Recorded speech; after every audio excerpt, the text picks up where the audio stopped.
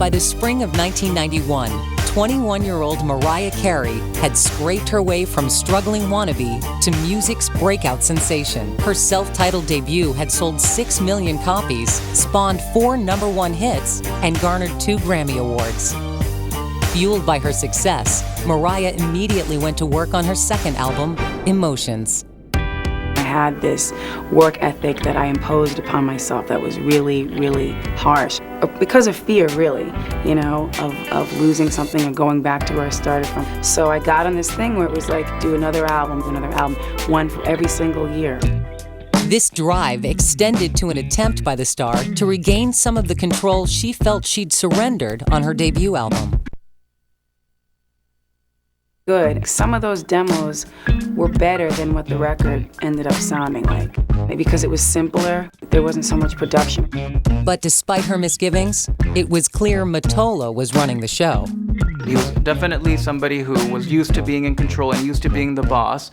The first video that she did, he didn't like that she was a little too sexy in it, and that's one of the reasons why the video was scrapped and they filmed another video. If any creative disagreements happened, it was like because as a young person I wanted to be able to express what I liked.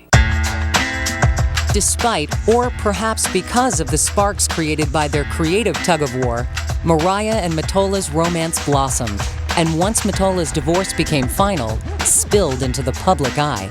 The news made headlines. Here we have an ingenue, very sexy, very pretty and talented, and the man behind the curtain who's pretty much pulling the strings of her career and making her a star. It was sort of scandalous. He was 20 years older than she was. He'd been married for 20 years and had children. That's definitely good gossip. With the media focused on Mariah's relationship with Mottola, Emotions was released on September 17, 1991. The title track would become Mariah's 5th consecutive Billboard chart topper, making her the first artist to achieve this feat. But reviews were mixed, as some critics began to wonder if there was any substance behind the voice. And on a critical level, there was a sense in which, her singing was almost more of an athletic gift than something that she brought a soulfulness to. You're more impressed by it than you are moved by it. Reeling from the critical backlash and a 50% drop in sales, Mariah also felt increasing pressure from critics who continued to question her natural singing ability when she once refused to tour. There was speculation as to whether she really was that great a singer. You had Whitney Houston out there also, people would be like, well, she's no Whitney. The idea was that she was kind of this studio-made star. Tiring of critics' insinuations that she couldn't sing live, Mariah booked an appearance on MTV's Unplugged on March 16, 1992. Unplugged was really like the first concert I'd ever done. And people were waiting to hear, can she do this? So that's why there was that type of pressure. I was nervous because I have so many high notes in, and it really requires me to isolate myself and just be on vocal rest and not speak and be in a well-humidified room and sleep as much as possible because people want to come hear me sound right. I'm not going to go out there and be a mess.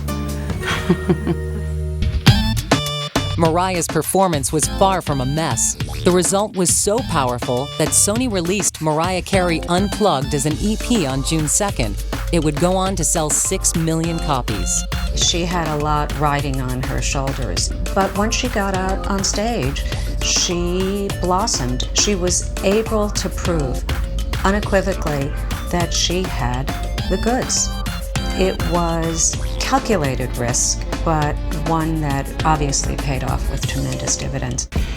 That same month, with their romance in full bloom, 23-year-old Mariah married 43-year-old Mottola in a lavish ceremony in upstate New York.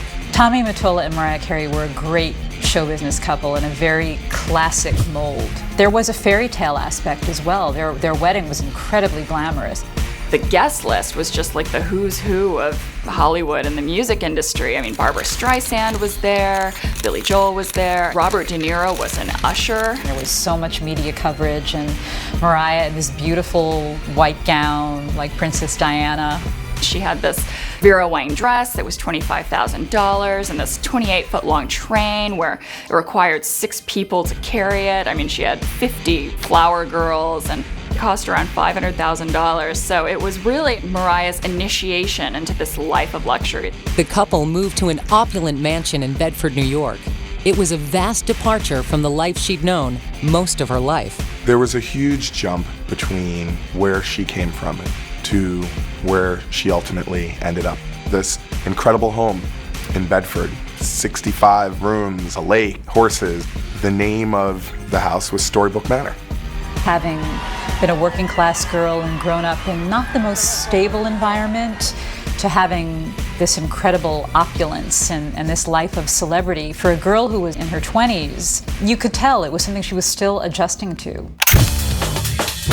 On August 31st, 1993, Mariah released Music Box, her 3rd studio album and the first in which Sony allowed her the role as lead producer.